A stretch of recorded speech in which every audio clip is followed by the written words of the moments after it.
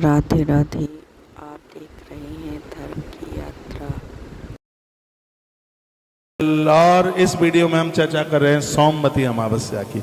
कितनी महिमा है सोमवती अमावस्या की। और सोमवती अमावस्या अपने आप में बहुत ज़्यादा विशेष है। पद्म पुराण में तुलसी महात्म्य में वर्णन किया गया है।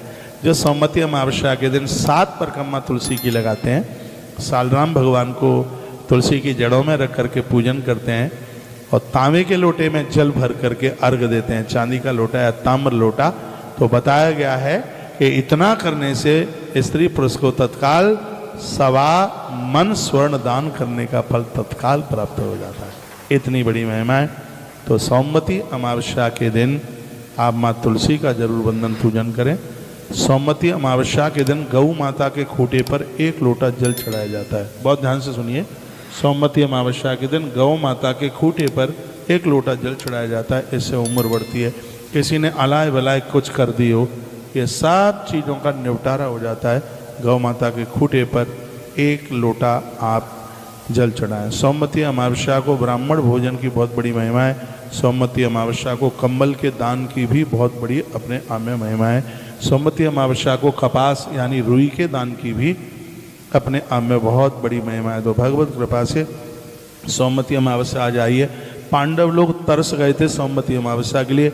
युधिष्ठिर राजा ने 12 वर्ष तक तप किया, अमावस्या प्रकट नहीं हुई। तो इतने दुखी हो गए थे, कहा हमने इतना इंतजार किया है तो प्रकट नहीं हुई है, तो आने वाले कलयुग में तू रोज खड़ी रहेगी। तो ये कहा युधिष्ठिर ने। तो वो श्राप नहीं, हम लोगों के लिए वो वरदान हो गया है। ऐसा बताते हैं कि वर्ष में जितना भी हमसे अपराध हुआ है, सोमवती अमावस्या के दिन भोर में जल्दी स्नान कर लिया है, सब लुप्त समाप्त हो जाता है। इसमें गंगा स्नान का बड़ा महत्व है, नदी स्नान का बड़ा महत्व है।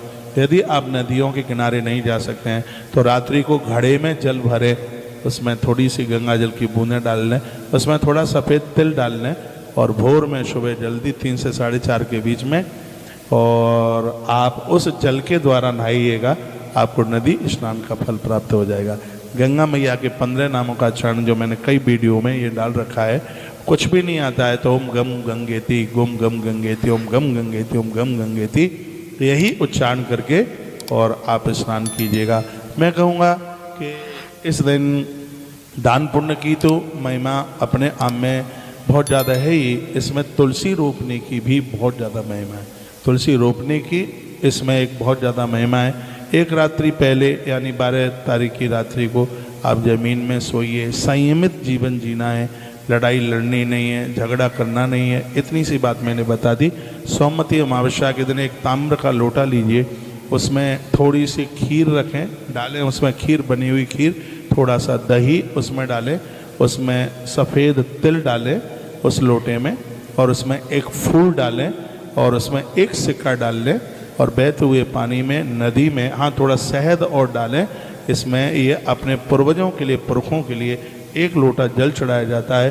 बताते हैं जो नदियों में 1 लोटा जल सोमवती अमावस्या को समर्पित करते हैं, उन्हें गया जी में 16 दिन श्राद्ध के समय पर, तर्पण करने के समय पर, जो पुण्य पितरों को पानी देने पर प्राप्त होता है, उसी की प्राप्ति हो जाती है। बात मैंने पहले भी बोली है।